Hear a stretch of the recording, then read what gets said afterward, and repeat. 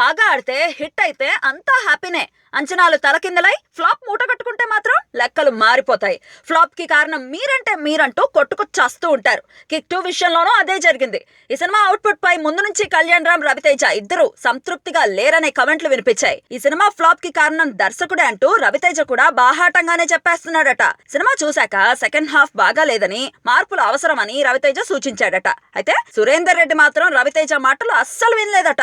సినిమాని ట్రిమ్ చేద్దామని నిర్మాత కళ్యాణ్ రామ్ ఎన్నిసార్లు చెప్పినా సురేందర్ రెడ్డి చెవికెక్కించుకోలేదని టాక్. అందుకే కళ్యాణ్ రామ్ కి సురేందర్ రెడ్డికి గ్యాప్ వచ్చేసిందని తెలుస్తోంది. బడ్జెట్ పెరిగినా బాధపడని కళ్యాణ్ రామ్ తను చెప్పిన మాట వినకపోయేసరికి సూరిపై ఫైర్ అయ్యాడని టాలీవుడ్ లో గుసగుసలు వినిపిస్తున్నాయి. సినిమా విడుదలైన రెండో రోజే కళ్యాణ్ రామ్ రంగంలోకి దిగి 20 నిమిషాల సినిమాని లేపేశాడు. అది సురేందర్ రెడ్డికి అస్సలు ఇష్టం లేదని తెలుస్తోంది. సినిమాకొచ్చిన టాక్, భరించాల్సిన నష్టం ఇవన్నీ చూసుకున్న కళ్యాణ్ రామ్ ఇక భవిష్యత్తులో సూరితో సినిమా చేయకూడదని డిసైడ్ అయిపోయాడట. మరోవైపు రవితేజ కూడా ఇదే విషయం సన్నిహితులకు చెప్తున్నాడట. కిక్ 3 రాబోతోంది అని ఢంకా బజాయించిన ప్రస్తుత పరిస్థితులు చూస్తుంటే అంత సీన్ లేదన్నది స్పష్టమవుతోంది.